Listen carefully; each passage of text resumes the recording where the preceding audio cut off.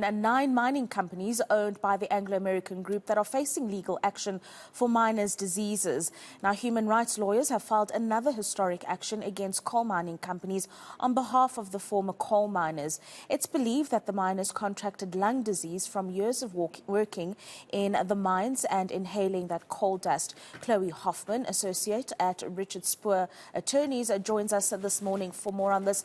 A very good morning to you, Chloe, and many thanks for joining us this morning. A very worrying class action indeed, because of the health impact that these miners have had to deal with from years underground or working at these coal mines. Give us a sense of how many mine workers are being represented or are set to benefit from this class action. Thank you so much for having me. So at this point in the process, we are at the initial stages of the class action. So there's no way for us to know exactly how many class members that will form part of the class. At present, against the Anglo American Group, we have 13 class representatives who will represent the interests of all of the members of the class.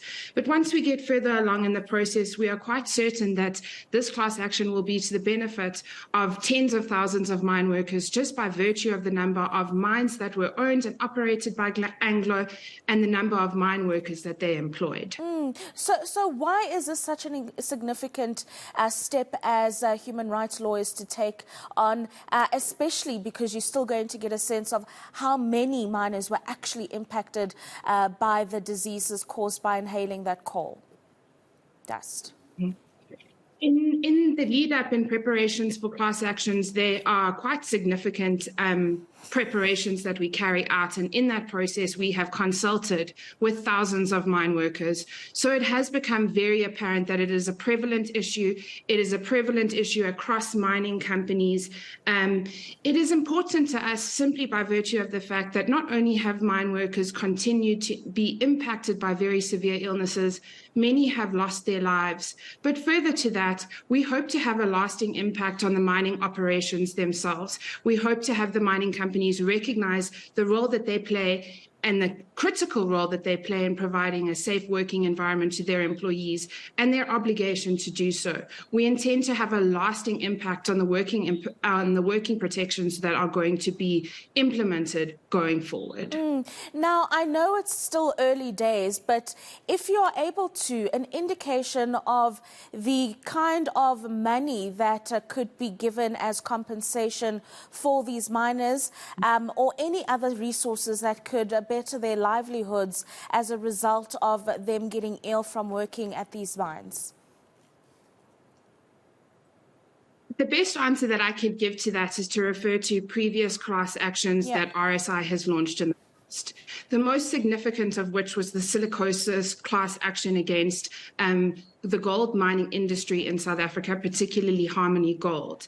At the end of that process, the class action culminated in a settlement between the class members and the mining companies of a minimum of 5 billion rand, which would be paid out to the employees through a process facilitated by the Chiamiso Trust. So we would imagine that it's going to be something along the similar lines, of course, giving sort of leeway for inflation, etc. Yeah, absolutely. So I suppose when one kind of listens to all of these developments, we wonder what Anglo can do in this particular class action.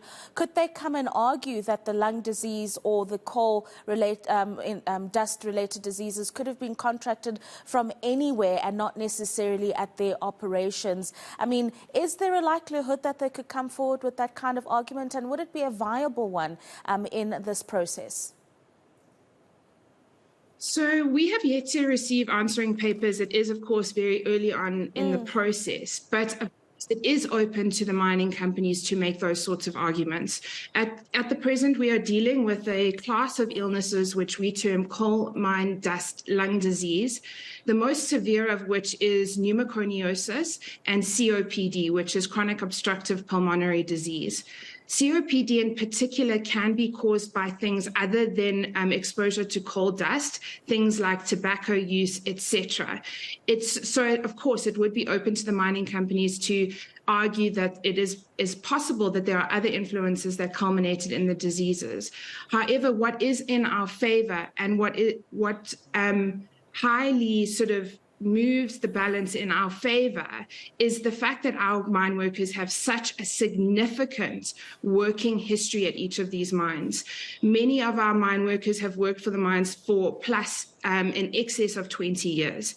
In the face of such exposure to coal mine dust, lung disease, the likelihood is that those diseases were caused by their exposure to coal mine dust, coal mine dust, and that, of course, is what our medical experts are asserting, that irrespective of other exposures which could potentially lead to these illnesses, the fact of the matter is that they were exposed to risk work, exposed to dust levels, coal mine dust levels that were in excess of any safe level. And on that basis, it is likely that more than likely that those illnesses were caused by their occupation. Brilliant. Thank you so much for those insights, Chloe Hoffmann. And of course, we will continue to keep up with you as developments around this class action lawsuit continue to move forward. She's an associate there at Richard Spoor Attorneys.